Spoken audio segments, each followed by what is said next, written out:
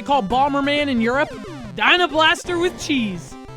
Actually, hold the cheese. That would probably ruin the pin connectors. Dip your fries in mayonnaise and listen to some weird techno, because it's Dynablaster for your European Game Boy.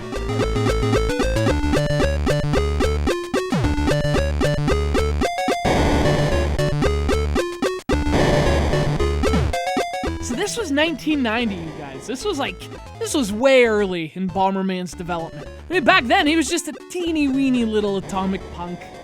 No, literally, he was Atomic Punk back then. That's what his Game Boy game was called. And in Europe, it was called Dynablaster.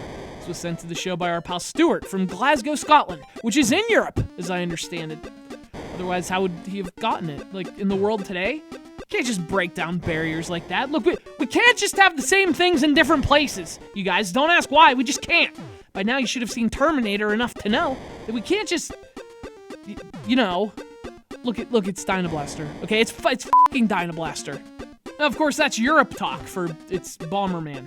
It's fucking Bomberman, you guys. You walk around the level, you blow up bad guys, you know, you blow up yourself. Look, I don't care what side of the ocean you live on, you know you blow up yourself in these games.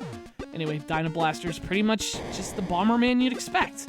Only difference is it's pretty much a solo Bomberman. Like, unless you have all the necessary equipment, Dynablaster's gonna be a single-player Bomberman.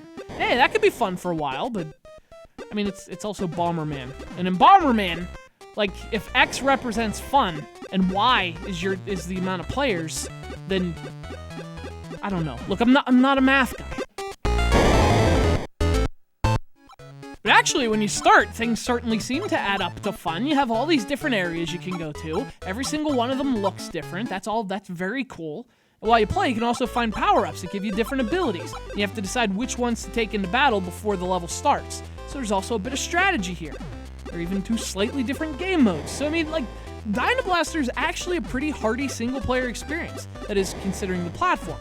It's just that, for me, no matter what you would add, the gameplay is just more well-suited for multiplayer than single-player. Alone, it's just a bit too repetitive. It's still fun, but it's not going to hold your interest very long.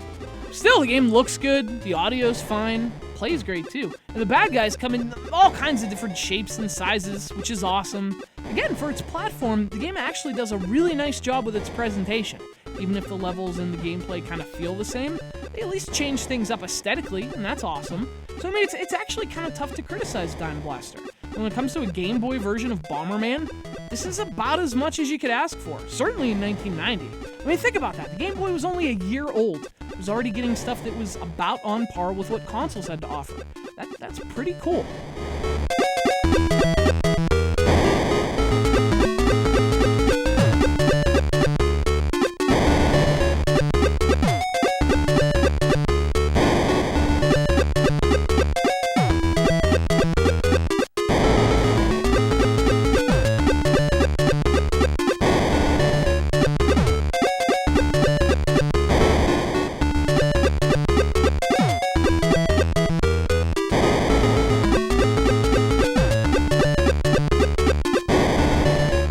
Anyway, this is one of those games that it's exactly what it looks like. You know, there's just not much more to say about it.